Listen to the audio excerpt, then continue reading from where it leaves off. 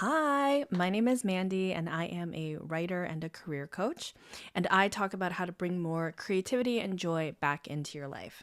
In today's video, we are going to talk about the importance of finishing your creative projects. I know that you have projects on the back burner. I know you have projects at the front of your mind, in the middle of your mind, scattered all around, because this is what we do as creative people. Okay? My message today is that if you can actually finish a project and move it out of the way, more motivation and more creativity is actually gonna flow. I'm going to share 3 ideas around creativity, and we're just going to take them one at a time. The 3 ideas are 1, you have to finish things.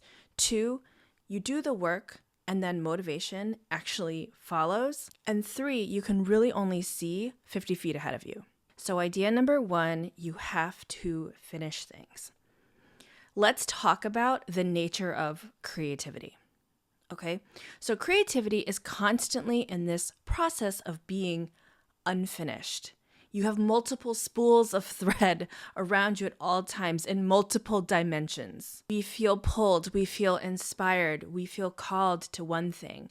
We pick up an idea, we hold another idea. We're just constantly in this process of holding multiple things all at once. Now, this can feel very exciting and empowering, and it almost feels like we are just this channel that all of these amazing lights and colors and feelings and emotions and ideas are flowing through.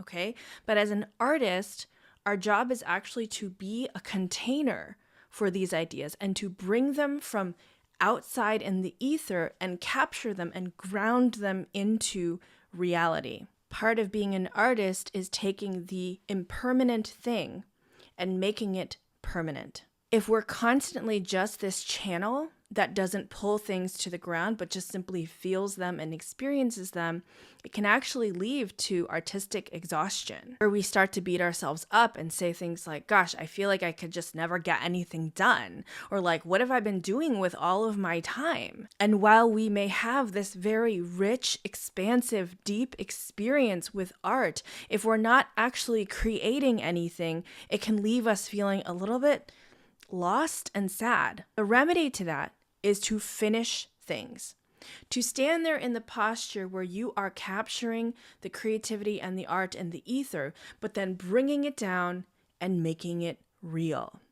Now, one of the issues with this process is that when you make it real, it never actually lives up to the greatness that you experienced in your head or in your heart before it was crystallized into something real, right? The inspiration, the sound of the music, the idea of the main character in your mind, and then you go to write it down on paper and you're like, these words are clunky.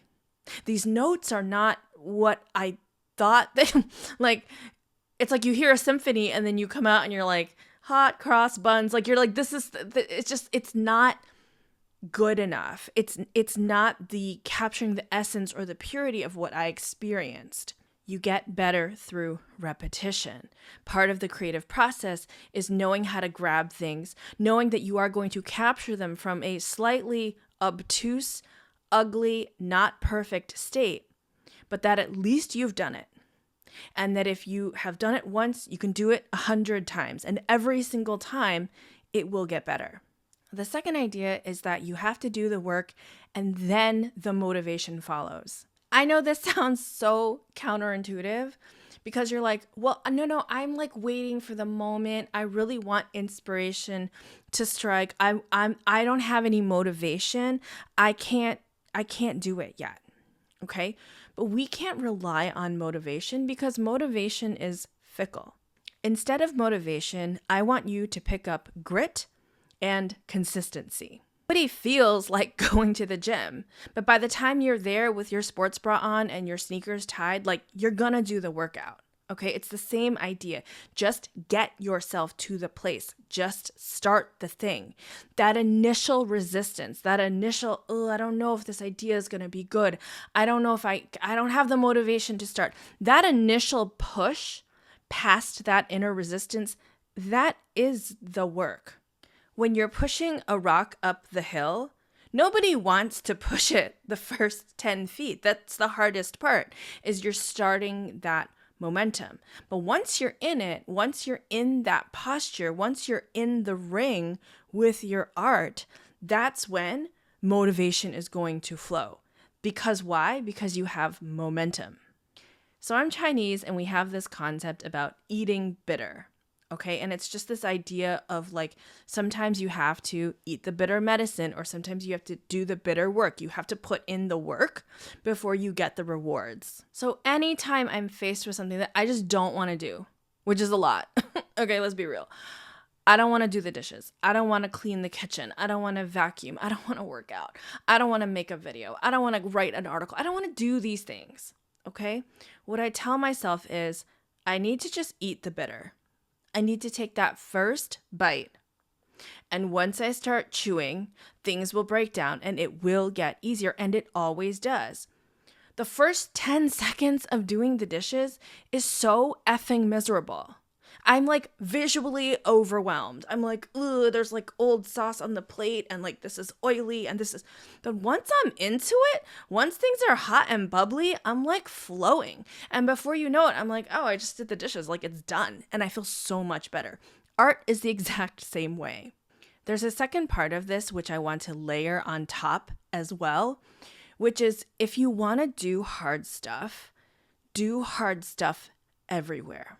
Because this equation of like not wanting to do something because there's resistance, and then having to like force yourself to like trick yourself to do it, and then that builds momentum, and then oh my gosh, now you're flowing, okay? That exists everywhere. That's not just in the art world. So if you want to do hard things everywhere. I think a great companion to creativity is actually physical activity. Because if you're working out hard, you're building a strong mind. And if you're working hard on your creativity or on a project, then you're building your mind, which will lend to a strong body. Like it's all connected. And I'm going to share a personal story. So about 6 months ago, I decided to get really serious. It all happened at the same time. And I swear it's all connected. So I started to get really serious about growing my TikTok channel, showing up here on YouTube, writing my newsletter. And at the same time, because I've had these like injuries in my body for a while, and I really wasn't taking care of it. I mean, my physical exercise was, I'm going to go for a walk, which like no hate to 6 months ago, Mandy, but like I wasn't, I was just phoning it in. I knew it. I was phoning it in. And there was a part of me there was like a wise part of me that was like, okay, girl, if you really want to go to the next level with your content creation and your brand and like all these things that you dream about, then you've got to get your body in order. And I remember talking to the physical therapist because I had an idea that I was going to start doing CrossFit, which if you know me, like that's insane because I hate working hard physically in the gym. Like I'm not one of those bad bitches. I'm just not. But there was a voice in my head that was like, you should do CrossFit. I was like possessed. I was like, what? Who said that? Who? Where? Get out of here. What is this voice? So I kept going to physical therapy. Again, like that shit was not doing anything. And then I eventually went to CrossFit. It destroyed me. Like I literally could go once a week because I would go and then I would need 6 days. 6 days to recover. Okay? But I kept going because here's honest to God, the only reason that I kept going to CrossFit was because I could not argue with the results. My little ankle issue was like getting soothed out. I could like run up the stairs, no problem. When I'm putting my kids to bed and I'm like, tucking them in, you got to lean over and all that shit. And then I'm like, oh, it's like so easy to pop back up. So when I started seeing really functional improvements, I was like, oh, damn, like, okay, maybe I got, okay, kill me. Like, this is working. Maybe I got to go more often. So then I started going 2 times a week. And I swear to you, this is so connected to my ability to eat bitter. This is so connected to my ability to eat shit. But basically, what is CrossFit doing? First off, it's healing my body. Thank you. It is actually healing my body. But what it's really doing is it's teaching me, I'm practicing 3 times a week. I'm now practicing how to be extremely mentally tough. If you want to accomplish great things, especially with your art and your creativity, you have to build in these disciplines of being able to withstand a lot of pain in other areas of your life. Because I promise you, I am leaning on that.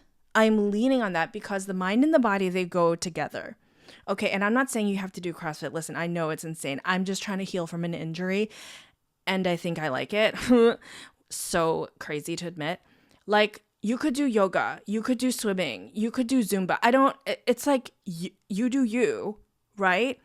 But you should regularly be doing things that challenge you and push you outside of your comfort zone. Okay, the last idea that I want to share is that you can only see 50 feet ahead of you.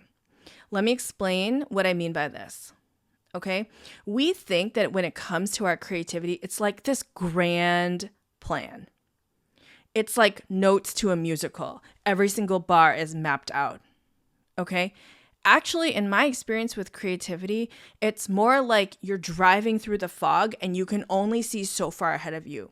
But the only thing that you can do is just keep driving, and then more of the road will be revealed.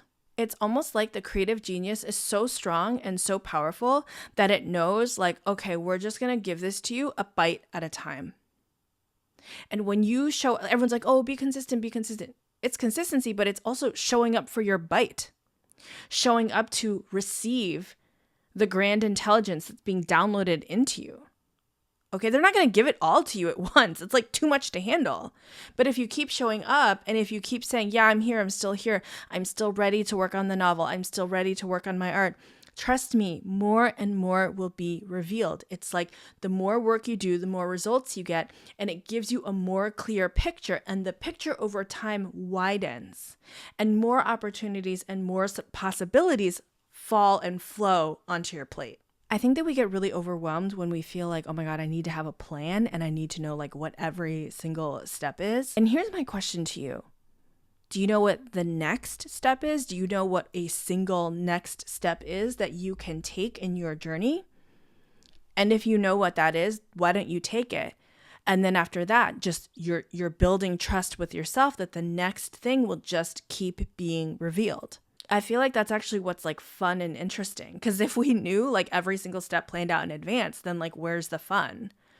Where's the suspense? So learn to flow with it. Learn to play with it. Learn to be okay with having one turn at a time planned out in advance. Okay, so in conclusion, in this video, we've talked about 3 main ideas.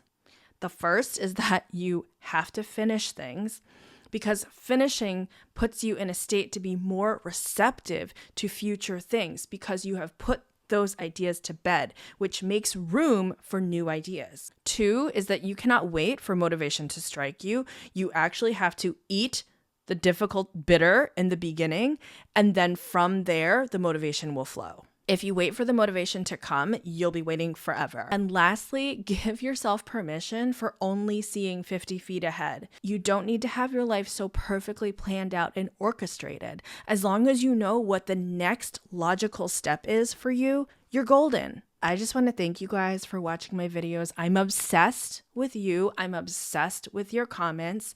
Everyone is so nice. I'm going to keep making content. I'm literally taking my own advice. Okay, and I'm so excited to be on this journey with you. Thank you. Bye.